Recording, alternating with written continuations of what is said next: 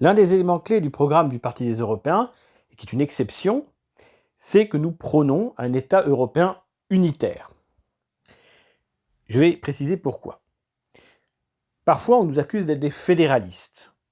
Et je n'aime pas l'expression fédéraliste et je vais dire pourquoi. Parce que je ne souhaite pas que l'Europe fonctionne exactement comme les États-Unis d'Amérique.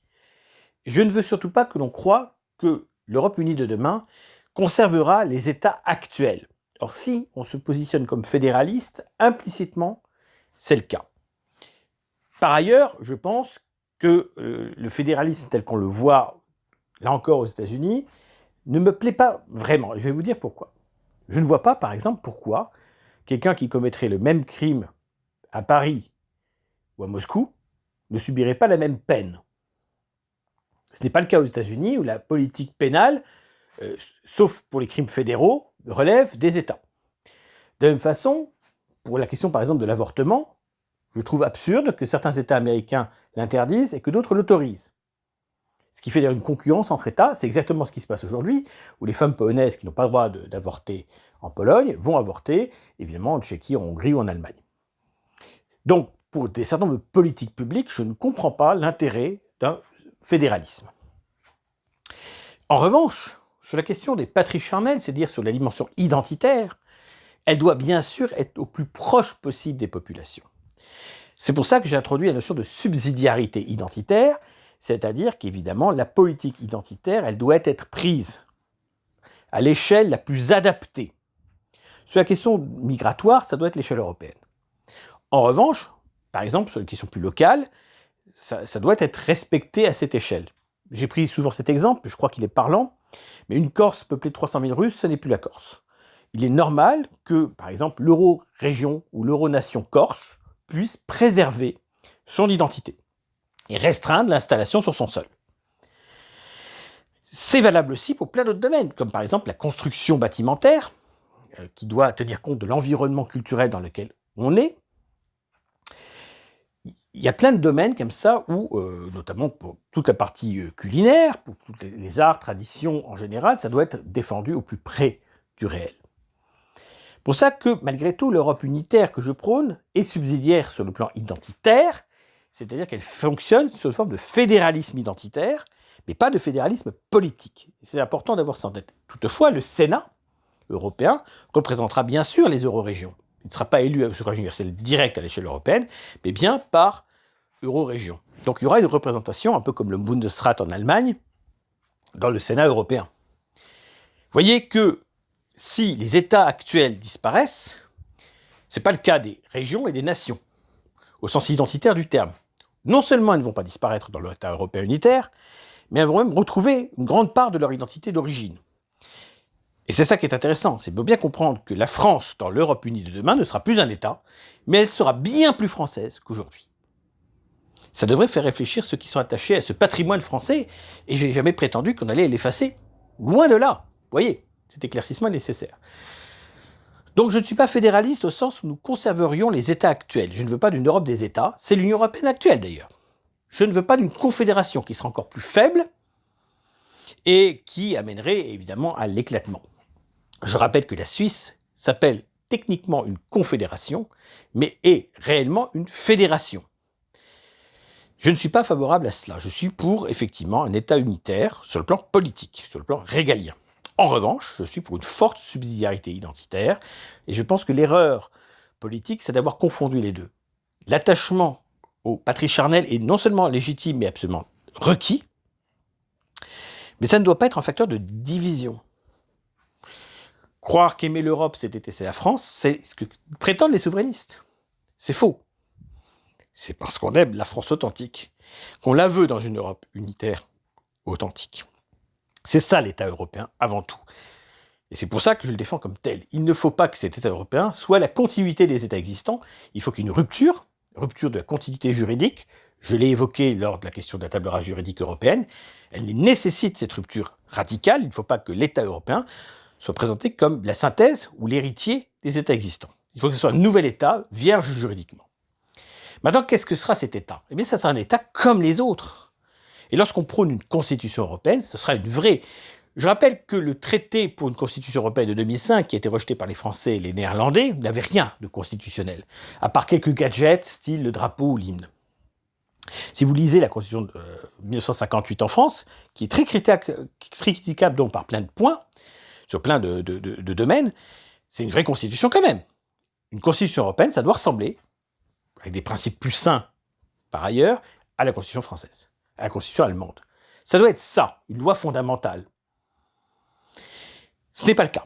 Et le TCE de 2005, ce n'était certainement pas le cas, même s'il avait été mis en place. D'ailleurs, il s'est transformé en traité de Lisbonne, personne n'y a vu une constitution. Donc, concrètement, il s'agit évidemment d'un État au sens strict. Alors, comment fonctionnerait-il ? Il y a des éléments qui ne sont pas totalement définitifs dans mon esprit, et qui peuvent être discutés entre nous et avec le plus grand nombre. Faut-il un régime présidentiel à l'américaine ? En termes clairs, le président est élu, et il sera élu au suffrage universel direct en Europe, et il dirige le gouvernement. Il n'y a pas de Premier ministre. Ou faut-il un modèle un petit peu à l'allemande, à l'italienne et autres, à savoir que le président du Conseil ou Premier ministre préside l'Assemblée et dirige le pays, et le président est élu par les élus, comme dans d'autres pays, où il est élu aussi au suffrage universel direct, comme par exemple en Autriche ou en Roumanie, mais il a un autre pouvoir. Je suis partagé. Je n'aime pas cette dichotomie président-premier ministre, je pense qu'elle n'est pas très favorable. Je n'aime pas que les gens ne soient pas élus directement par le peuple également. J'aurais tendance à dire qu'il faudrait que ce soit le président qui gouverne, mais en tenant compte de l'Assemblée. C'est un avis de base. Je fais le tour des systèmes existants en Europe. Le système présidentiel français ne me satisfait pas. Et on en voit la dérive. Ça vaut bien quand c'est un De Gaulle, et encore, De Gaulle, il y a beaucoup de choses à lui reprocher, il y a beaucoup de choses à critiquer. Mais alors quand c'est un Macron, ça devient insupportable. Donc non, je ne pense pas qu'il faille un système comme ça. Donc peut-être effectivement un système à l'allemande ou à l'italienne, ça peut se défendre. Un système mixte ou un système plus original encore. Je n'ai pas d'idée arrêtée. C'est évident que le gouvernement doit rendre compte devant l'Assemblée. Qu'il faut des systèmes proportionnels au niveau du mode de scrutin et qu'il y ait la plus large représentativité possible. Voilà un État, donc avec sa nationalité, avec son armée, avec sa police, avec sa justice, c'est-à-dire un code civil, un code pénal européen, avec sa monnaie, c'est-à-dire que l'euro ne serait pas seulement la monnaie de la zone euro, mais ce serait la monnaie de l'Union européenne, au sens strict, la monnaie nationale de l'Europe, pour être précis. Donc, pas trop de gadgets, pas de conseil constitutionnel ou de cour suprême ou équivalent, le peuple doit rester souverain, un cœur constitutionnel intangible, le code de la nationalité, qui ne devrait pas pouvoir être modifié. Donc il sera verrouillé, constitutionnellement. Et puis, ensuite, eh bien,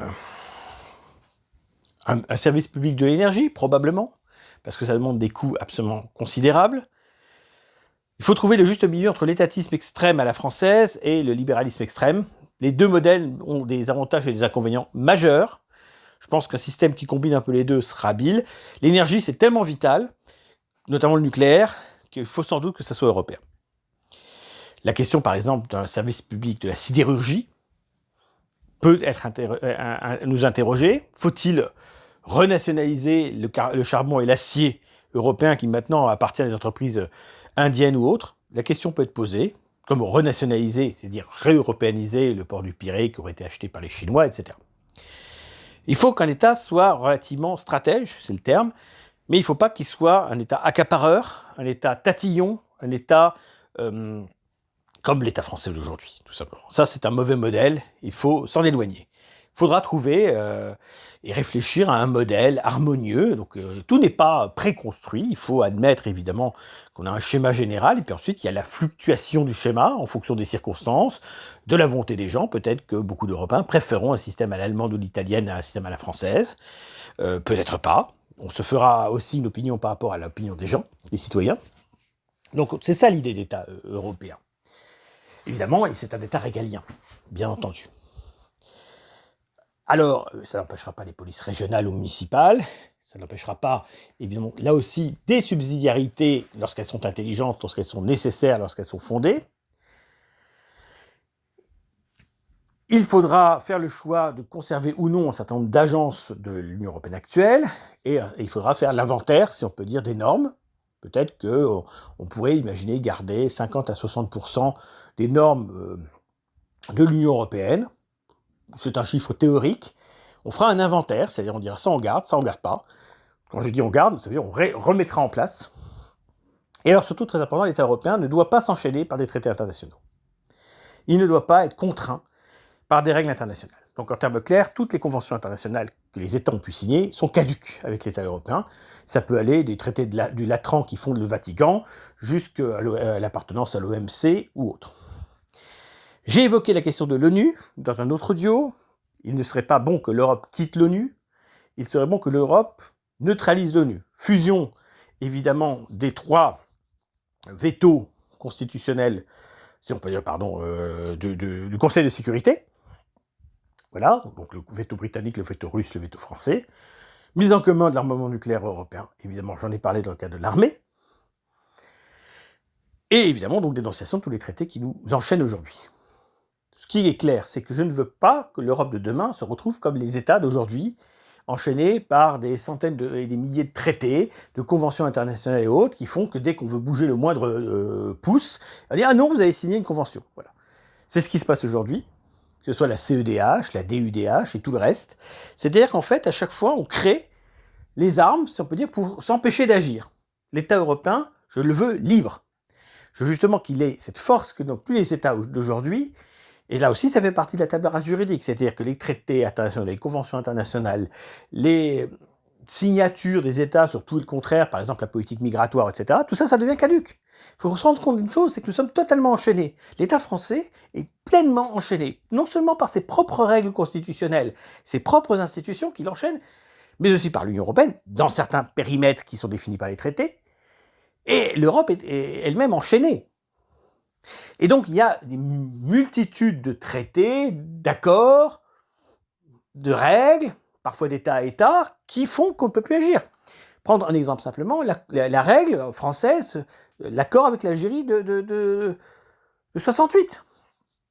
Il serait caduque dans le cadre de l'État européen unitaire, etc. Il faut bien vous rendre compte d'une chose, c'est que cet État européen, il serait libre pour agir au mieux de l'intérêt des Européens. Les États sont enchaînés. L'État européen ne le serait pas. Vous comprenez l'importance de tout cela? C'est ça qu'il faut avoir en tête. Libérer l'Europe par l'unité politique d'un État souverain européen qui n'aura pas de contraintes internationales, qui pourra décider sur son territoire de ce qui lui importe, de ce qui est nécessaire, sans tenir compte du reste. Et comme il y aura la masse critique, c'est-à-dire la puissance européenne, économique et autres, les autres pays ne pourront pas jouer comme ils veulent. Regardez les États-Unis, qui ne sont pas une si grande puissance que ça. Donald Trump impose au monde entier des règles de taxation donc des produits à l'entrée du territoire américain. Des frais de douane, des taxes de douane très importantes. Il peut l'imposer au monde entier. À l'Inde, à la Chine, aussi bien qu'à l'Europe. Pourquoi peut-il? Et pourquoi l'Europe demain ne serait pas capable de faire pour ses propres intérêts la même chose? Pourquoi l'Europe ne serait pas capable de dire à Donald Trump que s'il sanctionne l'Europe économiquement, l'Europe le sanctionnera lui aussi? Que nous appliquerons des taxes en retour aux produits américains, de la même façon que lui, il veut nous en imposer. L'Europe unie pourrait le faire. L'Europe unie pourrait dire aux États-Unis, eh oh, pas comme ça que ça se passe. L'Union européenne actuelle, qui est en réalité une Europe des États, est extrêmement divisée, incapable d'avoir une capacité de réponse, parce que chaque pays a ses propres intérêts, a ses propres produits, que l'Allemagne peut se dire, je vais gagner des parts de marché au détriment de mon voisin qui va perdre dans l'accord. Vous voyez, c'est ça l'Europe des États. Chaque État joue sa carte. Donc l'Europe ne peut pas parler d'une seule voix, et ne peut pas jouer une seule carte, puisqu'en fait, il faut tenir compte des intérêts contradictoires de chaque État. L'État européen unitaire n'aura pas cette contrainte. Pour moi, c'est une nécessité historique absolue. Et puis, s'il y a un État européen unitaire, il n'y a plus de guerre entre Européens. Il peut y avoir des guerres aux frontières de l'Europe, mais il n'y aura plus de guerre entre Européens à l'intérieur de l'Europe. L'État européen unitaire, c'est bien mieux que les États-Unis d'Europe. C'est bien mieux que l'Union européenne. C'est une réponse appropriée aux enjeux contemporains et aux menaces contemporaines et aux périls contemporains qui sont immenses pour le monde européen. Nous avons besoin d'unité et non de division. L'État européen unitaire, c'est l'unité, l'identité et, d'une certaine manière, la renaissance.